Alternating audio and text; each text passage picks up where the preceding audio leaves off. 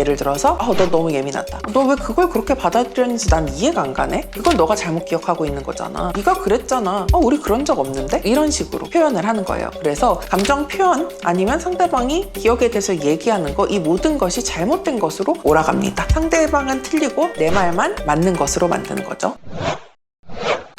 안녕하세요. 저는 낮에는 진료를 보고 밤에는 글을 쓰면서 정신과에 오시려는 모든 분들을 돕고자 노력하고 있는 정신과 의사 나혜인입니다. 최근에 전문의가 알려주는 정신과 사용법이라는 책을 냈고요. 이를 통해서 정신과에 대해서 좀 많은 분들이 오해를 풀고 접근도를 높이실 수 있게 노력을 많이 하고 있습니다. 잘 부탁드립니다.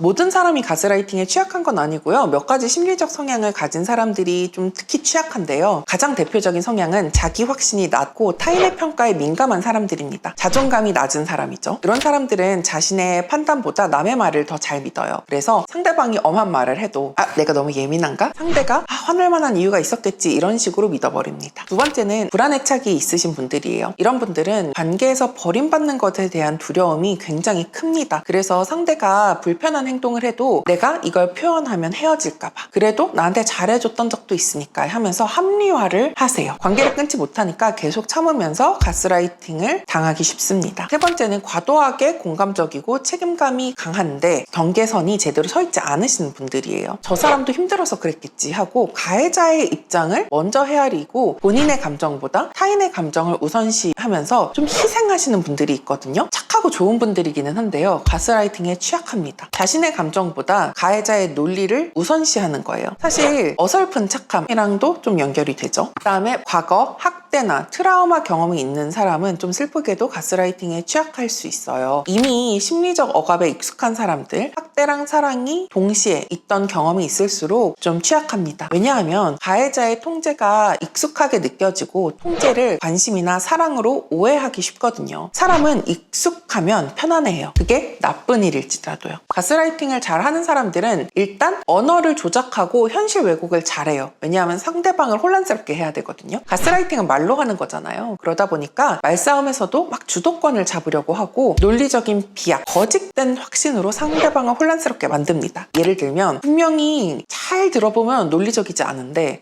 논리적인 척 막 다다다다다 말해서 상대방을 혼란스럽게 만든다든지, 아니면 아닌데 막 너무 확신 있게 얘기를 해서 혼란스럽게 만들어요. 사실을 회피하고 거짓이나 부분적인 사실을 섞은 왜곡된 표현들을 자주 사용합니다. 있던 일을 없다고 하고 없던 일을 지어내고 있었던 일은 맞는데 다른 식으로 표현하고, 이런 식으로 말을 잘하는 편이에요. 그 다음에 자기 중심적인 사고를 많이 합니다. 자기가 항상 옳고 우월하다고 믿어요. 타인의 감정이나 입장을 이해하려고 하지 않고 공감 능력이 낮아요. 그래서 타인의 감정은 과장되고 헛된 것이라고 표현을 많이 합니다. 그 말에 내가 좀 상처받았어, 너가 한 말에 내가 좀 상처받았어 라고 하면 그게 왜 상처야? 그 정도도 못 받아들이면 사회생활 어떻게 해? 이런 식으로 좀 말하는 경향이 있어요. 세 번째는 책임을 회피하거나 아니면 책임을 떠넘기는 그런 경향이 있습니다. 잘못된 행동에 대해서 책임을 지기보다 상대방의 책임으로 돌리는데요. 자신의 불안, 분노, 열등감을 내 안에서는 충분히 해결을 하지 못하니까 다른 사람 탓을 해버리는 거예요. 너 때문에 내가 그랬잖아. 너 때문에 내가 너무 짜증이 나. 너는 왜 이렇게 나를 화나게 만드니? 이런 식으로 말을 하고 제대로 사과를 하지 않습니다. 결국 상대방, 피해자가 화낼 권리조차 박탈당하게 만드는 거예요. 그 다음에 상대방의 약한 감정, 특히 죄책감을 기가 막히게 읽고 이용을 합니다. 두 가지 부류가 있어요. 밀당을 굉장히 잘하는 사람, 필요할 때 막 다정하게 다가가고 상대방이 좀 뭔가 마음에 안 들면 아주 매몰차고 냉정하게 대해요. 상대방이 나를 놓지 못하게 감정적으로 붙잡는 건데요. 예를 들어서 연락이 좀 뜸하다가 상대방이 거리를 두려고 하면 요즘 왜 이렇게 소원해 하면서 갑자기 다정하게 접근했다가 가까워지면 또 다시 차갑게 구는 그런 패턴이죠. 또 하나는 피해자화를 잘한다는 거예요. 너 아니면 날 이해해주는 사람이 없어, 이런 식으로 말을 하다가 내가 이렇게까지 너 아니면 안 된다고 했는데 너 진짜 너무하다 말을 한다든지, 아니면 너도 결국 날 버리는구나, 이런 식으로 죄책감을 안겨주는 그런 말과 행동을 잘해요. 마지막으론 상대방의 약점을 기가 막히게 이용합니다. 초반에는 공감하면서 약점을 좀 잘 들어줘요. 예를 들어서 가정 환경이 안 좋은 사람이었을 경우에 그 이야기를 들으면서 너가 얼마나 힘들었겠니, 되게 외로웠겠다라고 처음엔 얘기하지만 싸우게 되면 너 그런 가족에서 자라서 너 그래서 불안해서 이러는 거잖아 나한테. 이런 식으로 내 약점을 이용하는 경우가 좀 있어요. 이렇게 상대방의 약점을 이용하는 사람이 가스라이팅을 할 가능성이 굉장히 높습니다. 말씀드린 유형에 맞게 말 습관도 정리를 해볼 수 있어요. 크게 3가지로 구분해 볼 수 있는데요. 일단 감정을 무시하고 현실을 왜곡하는 말 습관입니다. 상대방의 감정이나 기억이 틀렸다고 몰아붙이는 말투예요. 예를 들어서 너 너무 예민하다. 너 왜 그걸 그렇게 받아들였는지 난 이해가 안 가네? 그건 너가 잘못 기억하고 있는 거잖아. 네가 그랬잖아. 우리 그런 적 없는데? 이런 식으로 표현을 하는 거예요. 그래서 감정 표현 아니면 상대방이 기억에 대해서 얘기하는 거, 이 모든 것이 잘못된 것으로 몰아갑니다. 상대방은 틀리고 내 말만 맞는 것으로 만드는 거죠. 두 번째는 책임을 전가하고 죄책감을 유도하는 형태예요. 자신의 잘못을 상대 탓으로 돌리고 상대가 미안함을 느끼도록 만드는 말들이죠. 예를 들어서 너 때문에 내가 이렇게 된 거야. 내가 너한테 어떻게 했는데 너가 나한테 이래? 하는 식으로 힘든 감정을 전부 상대방 탓으로 돌리고요. 자기가 피해자인 것처럼. 그래서 자기는 늘 고생하고 희생한 사람이고 너는 나쁘고 힘들게 하는 사람이야 라는 프레임을 만들어 버리는 거죠. 마지막으로는 고립을 유도하고 사회적으로 비교하는 유형이 있어요. 상대방을, 그러니까 피해자를 이상한 사람으로 만들고 이 피해자가 다른 사람들과 연결되어 있는 것을 다 차단하는 말버릇입니다. 예를 들어서 다들 그렇게 안 느낀다는데 왜 너만 그래? 나 아니면 너 아무도 신경 안 써. 나 아니면 누가 널 이해하니? 이런 식으로 피해자의 감정을 소수의 이상한 반응으로 만들어 버리는 거죠. 그래서 통제를 하고 조언을 하면서 그 사람을 고립시켜버리는 그런 말버릇을 가지고 있습니다. 모든 가스라이터가 나르시시스트인 건 아닙니다. 하지만 당연히 나르시시스트 성향이 있는 사람 중 상당수는 자기를 방어하거나 우월함을 유지하기 위해서 가스라이팅을 사용하곤 해요. 그래서 중요한 구분점은 이겁니다. 나르시시스트는 자신이 틀렸다는 거를 인정하지 않고 상대를 조정해서 자존심을 유지하려는 사람이고요. 가스라이터는 필요할 때 조정을 사용하는 행동 패턴을 사용하는 사람들을 의미를 해요. 나르시즘은 성향이고 가스라이팅은 행동, 전략인 거죠. 그래서 가스라이팅을 사용하는 사람 중에는 정신질환적 특성이 없는 경우도 많고 일부는 의식이 없이도 이런 습관을 반복하고 있는 경우도 제법 많습니다. 자신이 가스라이팅을 당하고 있는 걸 모르고 그 관계를 오래 유지하게 되면 정서적인 붕괴가 일어납니다. 일단 자기 자신을 못 믿게 돼요. 현실이 혼란스럽게 되고 판단력이 약화됩니다. 만약에 가스라이터가, 그러니까 가해자가 너 그거 아니야, 틀렸어 라고 하면 처음에는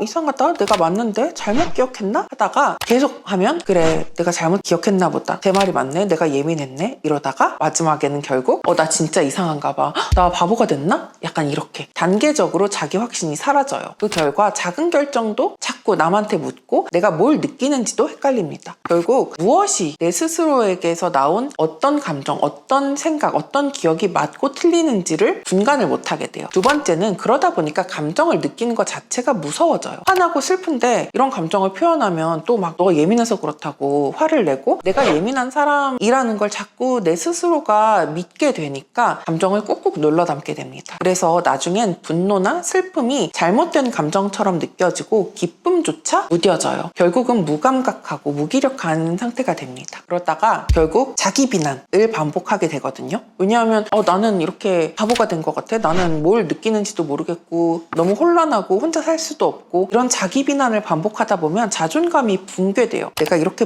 부족하니까 상대방이 얼마나 힘들까? 그래도 날 감당해주네. 이 사람밖에 없네. 이런 식으로 비판을 받아도 오히려 나를 생각해준다고 생각하고 고맙게 느껴요. 결국은 자존감이 완전히 무너지고 스스로를 비난하고 벌 주는 구조에도 익숙해져 버립니다. 그러다 보니까 고립이 돼요. 조종에 더 취약해지죠. 타인과의 관계가 완전히 무너집니다. 가해자는 계속 야, 쟤 좀 이상하지 않아? 내가 보기에 저 사람 너한테 좋지 않아. 이런 식으로 피해자 주변의 인간관계를 다 끊어내버려요. 그래서 진짜 나를 걱정해주는 사람들과 멀어지고 가해자의 말만 듣게 됩니다. 고립이 심해지면 도움을 요청할 생각도 하지 못하는 상황에 처해서 점점 더 심리적인 어떤 의존도가 높아지게 되죠. 가스라이팅을 자주 하는 사람들을 보면 자신 안에 불안, 수치심, 통제욕, 자존감 결핍이 숨어있는 경우가 되게 많아요. 그거를 상대방을 통해서 해결하려는 뒤틀린 자기 감정 처리 방식이 숨어 있어요. 일단 첫 번째로는 자기가 틀렸다는 거를 견디지 못하는 사람들이 있습니다. 이걸 조금 어렵게 자기애적 방어라고 말을 하는데요. 실수를 하거나 잘못을 하면 나는 쓸모없는 사람인 것 같다 라는 극단적인 감정을 느껴서 이거를 피하고 싶으니까 내가 틀린 게 아니라 너가 틀린 거야 라면서 남 탓을 하게 되는 거죠. 두 번째는 통제 욕구, 그리고 관계에서의 불안을 느끼는 사람들 사람들이 있어요. 마음속에 늘 불안한 사람은 누군가 자기 뜻대로 움직여야지만 안정감을 느낍니다. 상대가 내 통제 밖에 있으면 불안하다는 생각이 뿌리 깊게 있기 때문에 자꾸 관계에서 통제를 하려고 해요. 그러다 보니까 상대방의 자율성을 억누르게 되고 관계에서 문제가 되는데요. 이런 행동은 어렸을 때 애착이 불안정했거나 감정 조절을 하는 게 계속 좀 어려웠던 경우가 많아요. 세 번째는 열등감과 자존감 결핍의 반작용으로 가스라이팅을 하는 경우가 있습니다. 상대를 깎아내려야지만 자신이 괜찮아 보이는 사람들이에요. 사실 이런 사람들의 내면 깊이에는 나는 가치가 없어 라는 무의식적인 그런 생각이 숨어 있거든요. 그러니까 남을 내려다보고 남을 이용하고 남을 깔보고 이래야지 자기가 우월하다라고 느끼는 거죠. 네 번째는 무섭기도 하고 슬프기도 한 건데요. 감정에 대해서 정말 둔감하거나 공감 자체가 결여되어 있는 사람이 있습니다. 정서적으로 둔감하거나 감정을 인지 못하는 사람들, 이들은 상대가 얼마나 고통을 받고 있는지 인식도 하지 못하고 그냥 상대방을 자기의 목적을 위해서 사용을 하는 경우가 있어요. 나르시스트라든지 반사회적 아니면 뭐 경계성 성향 같이 이런 문제가 있는데 본인이 인지하지 못하는 경우가 있어요. 근데 마지막은요, 인지를 하고 쓰는 경우가 있습니다. 의도적인 조작, 이득을 위해서 쓰는 경우죠. 소수의 경우는 이렇게 의도적으로 가스라이팅을 해서 권력이나 이득을 취하려고 연애, 가정, 직장에서 상대방을 이제 뒤흔드는 그런 경우가 있습니다. 전략적으로 사용한다고 봐야 하는 거죠. 일단 경계선이 잘 서 있는지를 확인하셔야 돼요. 가스라이팅을 잘 당하는 사람한테 공통적으로 보이는 건 감정, 생각, 책임의 경계가 흐릿한 상태라는 거예요. 그래서 첫 번째로는 상대 감정을 내 탓으로 느끼는지 한번 확인해 보세요. 상대방이 화를 내거나 부적절한 얘기를 했을 때 내가 뭐 잘못해서 그런 건가? 기분이 안 좋아 보이는데 내가 뭐 실수했나? 이런 질문을 습관적으로 떠올린다면 상대방의 감정을 내 책임으로 끌어안는 그런 경계 침해가 이미 좀 일어난 것이라고 볼 수 있어요. 두 번째는 상대가 나보다 나를 더 잘한다고 느끼나? 라는 질문을 해보세요. 그 사람이 나보다 나를 더 잘 알아. 그 말을 듣고 보니까 그 말이 맞는 것 같아. 내가 예민했던 것 같아. 이런 식으로 내 판단을 무시하고 타인의 해석을 더 진실처럼 받아들이는 경향이 있다면 경계가 조금 무너졌을 수 있습니다. 마지막으로 거절이 어렵고 죄책감이 드는지를 한번 생각해 보세요. 아니라고 하면 상대방이 너무 상처받을까봐, 나 때문에 기분이 나빠질까봐 눈치 보이고 조심스러우지 않은지 확인해 보세요. 상대방이 감정 관리를 내가 대신 하고 있는 경우가 있어요. 이건 감정의 책임과 경계가 뒤섞인 대표적인 신호입니다. 가스라이팅 관계는 단순하게 불편한 사람과 멀어지는 것과는 달라요. 그거는 피해자가 약해서만은 아닙니다. 일단 몇 가지 이유가 있는데요. 가해자들은 처음에 너무 잘해줘요. 특별하게 대해주고 누구보다 잘 이해해주는 듯 보입니다. 그래서 학대가 시작돼도